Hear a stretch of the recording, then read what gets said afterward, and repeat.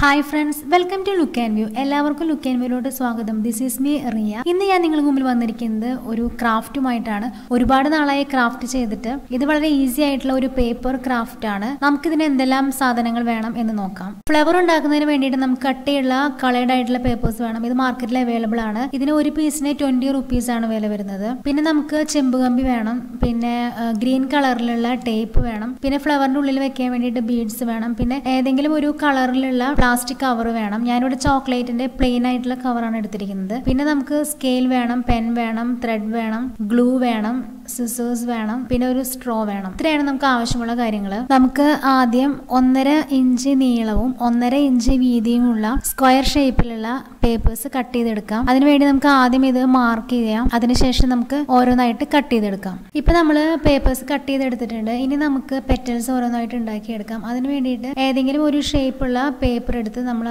ആ ഷേപ്പ് നമ്മൾ ഈ പേപ്പേഴ്സിലോട്ട് പകർത്തിയെടുക്കുകയാണ് ചെയ്യുന്നത്. അതിനുശേഷം നമുക്കിത് കട്ട് ചെയ്തെടുക്കാം.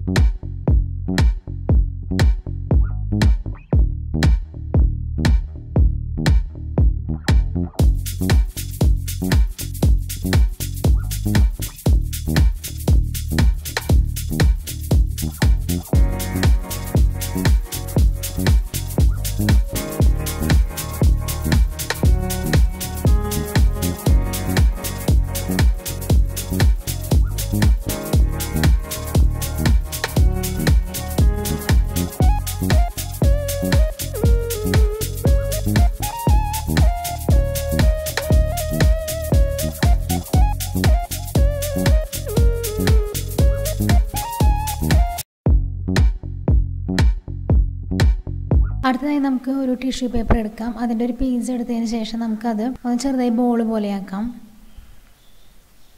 അതിനുശേഷം പ്ലാസ്റ്റിക് കവർ എടുത്ത് അതിലോട്ട് ഇത് വെച്ച് നമുക്കത് കവർ ചെയ്യാം.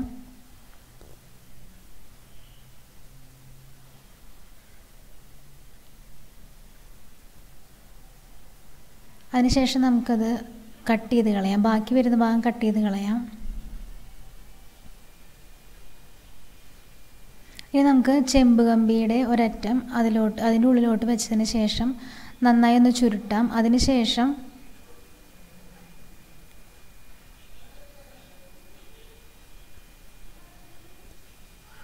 നമുക്ക് ഈ ബീഡ്സ് അതിലോട്ട് വെച്ച് ഒന്ന് ചുറ്റിയെടുക്കാം.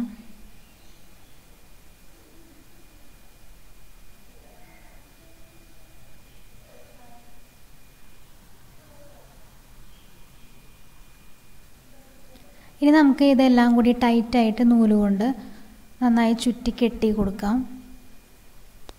ഇത് നല്ല ടൈറ്റായി കെട്ടി.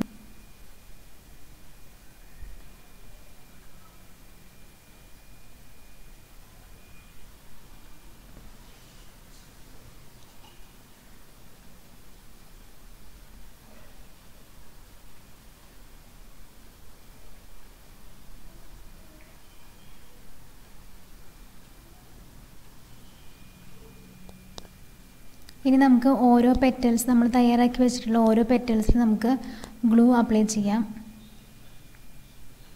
അതിനുശേഷം നമുക്കിത് ഓരോന്നായിട്ട് ഒട്ടിച്ചു കൊടുക്കാം. ഇത് ഓരോ പെറ്റൽസ് നമ്മൾ ഒട്ടിച്ചു കൊടുക്കുമ്പോൾ ആദ്യത്തെ പെറ്റൽ വെച്ചതിന് ശേഷം അതിൻ്റെ പകുതിയിൽ നിന്നും അടുത്ത പെറ്റൽ നമ്മൾ വെക്കണം.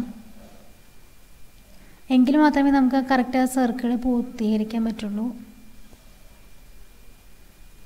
ആദ്യം വെച്ചതിൻ്റെ പകുതിയിൽ നിന്നും രണ്ടാമത്തെ പെറ്റൽ വയ്ക്കുക. എല്ലാ പെറ്റൽസും പിന്നിലോട്ട് വേണം വെച്ച് കൊടുക്കാൻ.